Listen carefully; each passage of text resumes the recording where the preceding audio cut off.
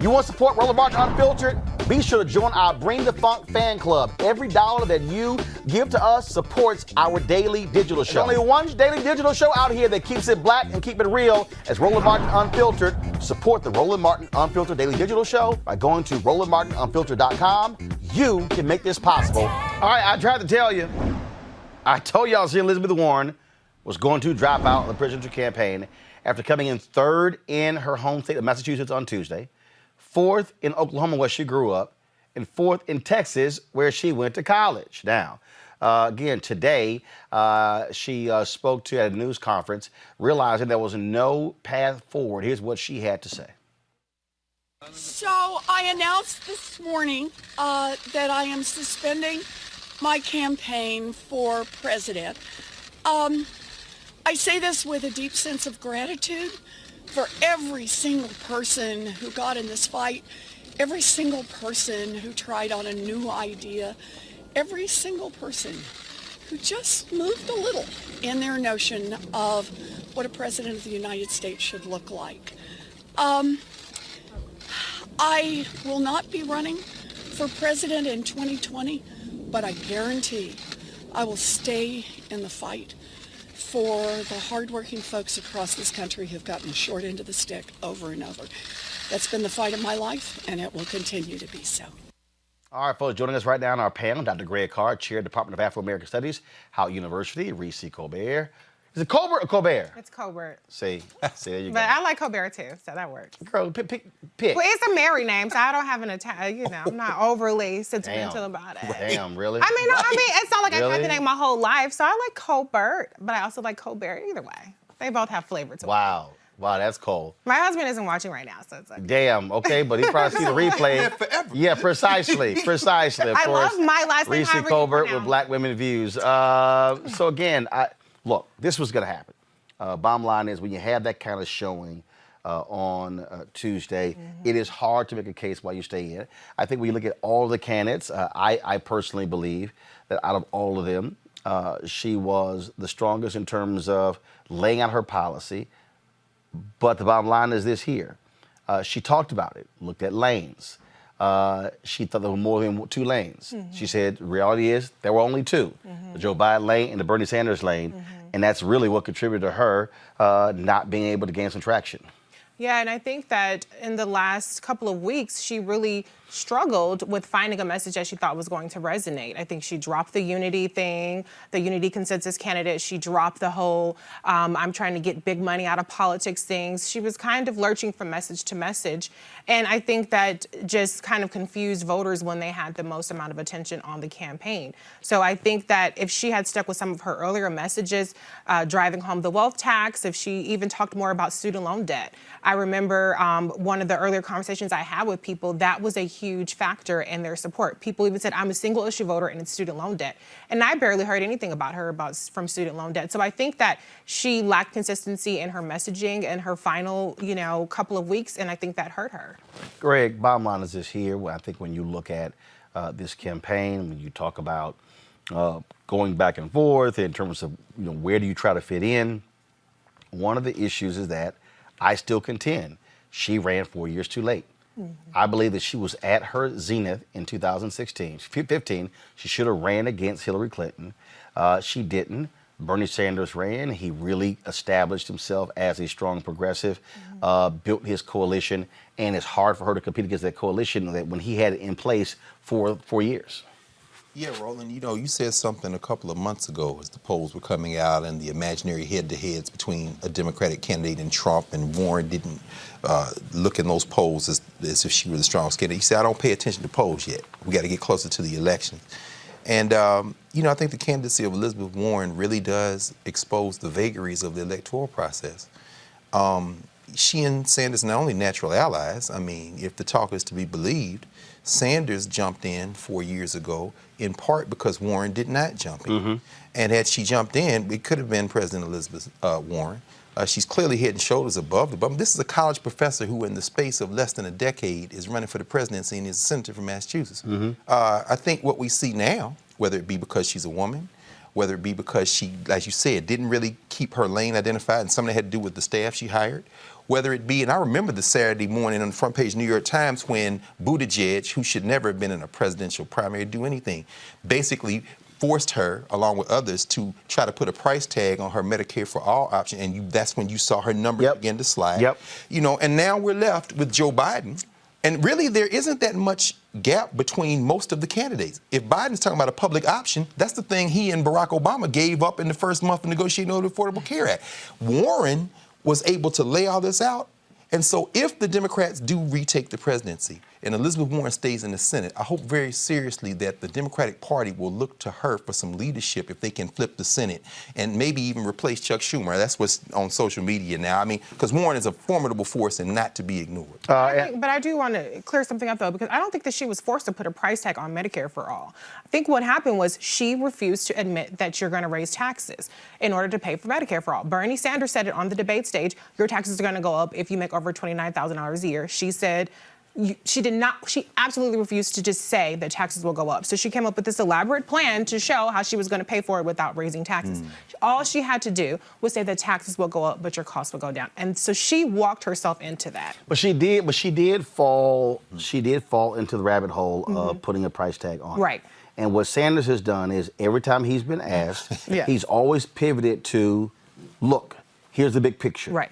Look, this is how much we're paying. And so he sticks with that, and he's never bogged down. And look, even when Brianna Gray, his spokesman, was on the show, she said, well, we really don't want to put a price tag on it.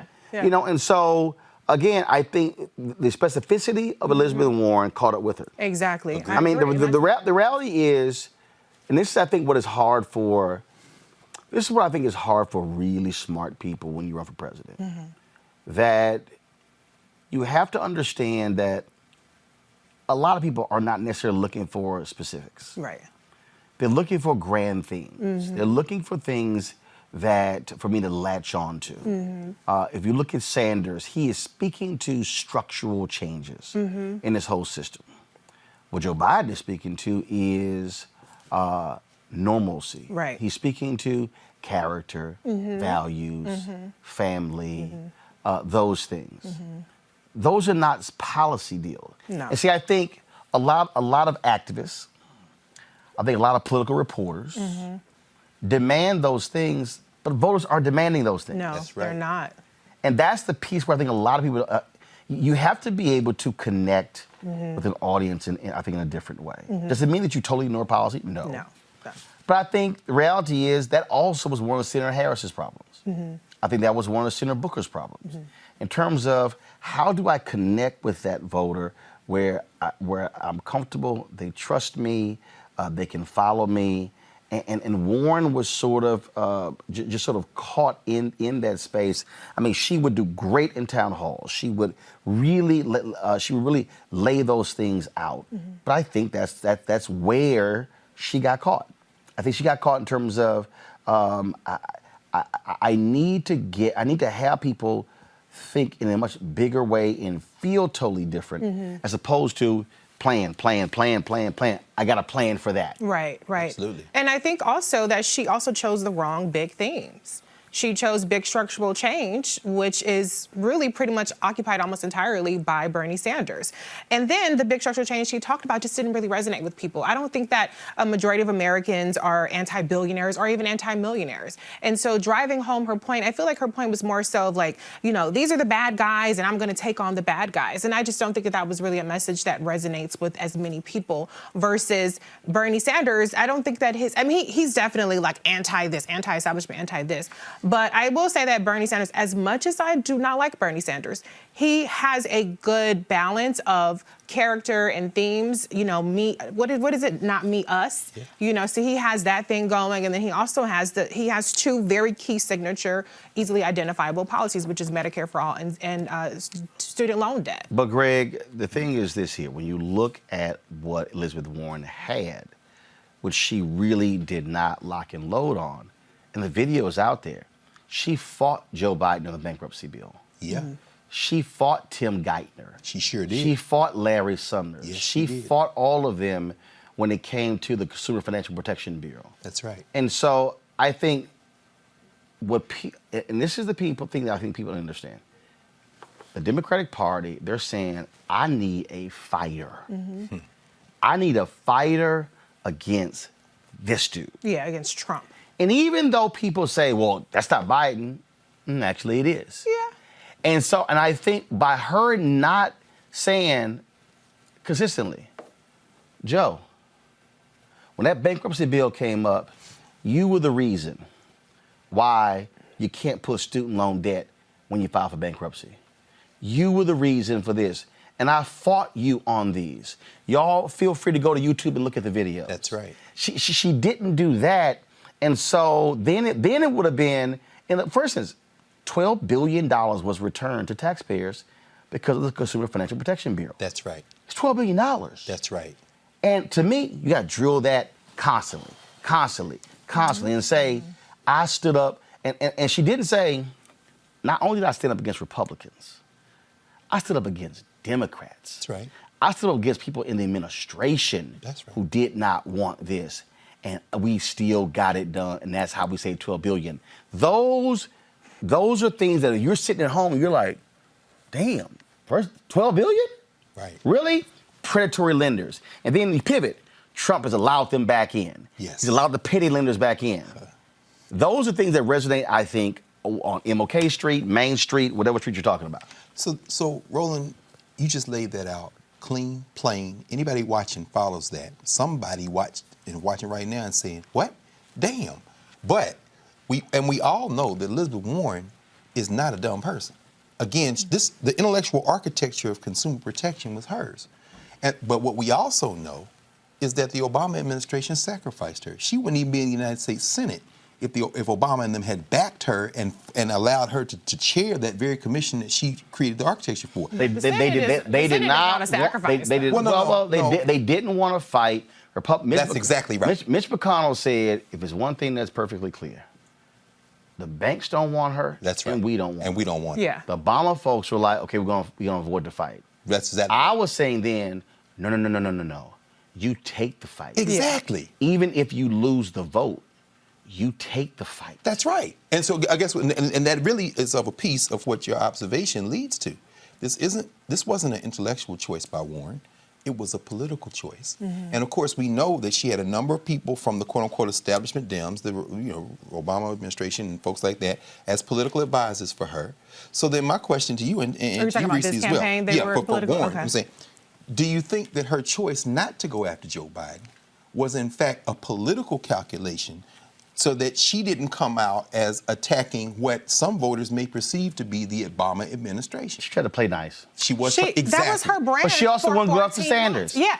She wouldn't go up to anybody. That's very her true brand for until 14 it got months. to the point where it's too late. The only person she went after was Bloomberg. Yeah. Well, that's And the she problem. bodied him. But She spent 14 months saying, I want to attack my fellow Democrats. She did it on the slow. She did her, on the slide. She had her subliminal messages.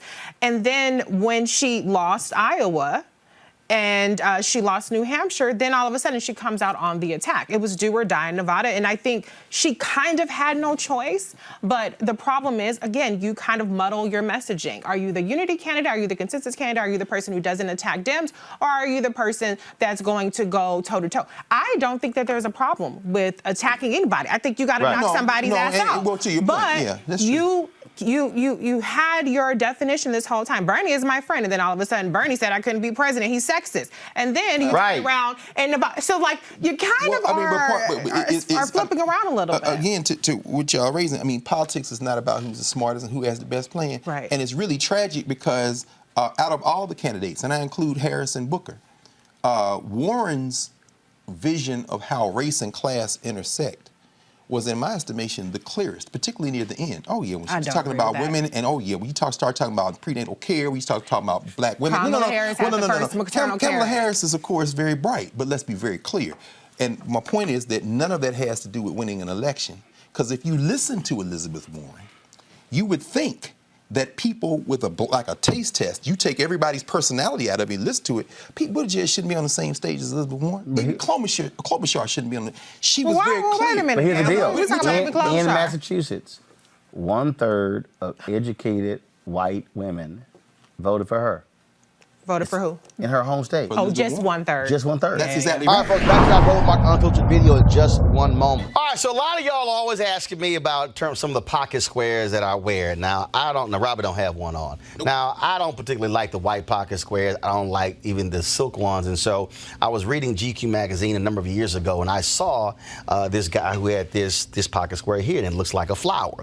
This is called a shibori pocket square. This is how the Japanese manipulate the fabric to create this sort of flower effect. So I'm going to take it out and then place it in my hand so you see what it looks like. And I said, man, this is pretty cool. And so I tracked down, it took me a year to find a company that did it. And so they basically about 47 different colors. And so I love them because, again, as men, we don't have many accessories to wear. So we don't have many options. And so this is really a pretty cool pocket square. Now, what I love about this here is you saw when it's in the pocket, you know, it gives you that flower effect like that. But if I wanted to also, unlike other, because if I flip it and turn it over, it actually gives me a different type of texture. And so therefore it gives me a different look. So there you go. So if you actually want to get one of these shibori pocket squares, we have them in 47 different colors. All you got to do is go to RolandSMartin.com/pocket squares. All right, so first of all, that graphic is way too small. So tomorrow we're going to run it right down here all across the screen. So it's RolandSMartin.com/pocket squares. All you got to do is go to my website and you can actually get this. Now, for those of you who are members of our Bring the Funk fan club, there's a discount for you to get our pocket squares. That's why you also got to be a part of our Bring the Funk fan club.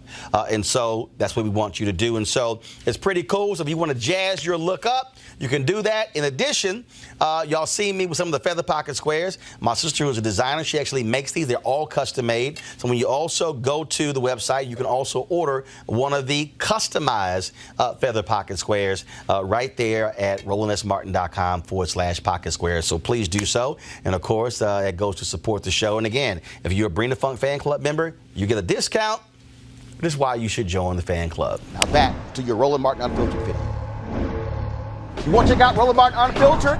YouTube.com/Roland S. Martin. And subscribe to our YouTube channel. There's only one daily digital show out here that keeps it black and keep it real. It's Roland Martin Unfiltered. See that name right there?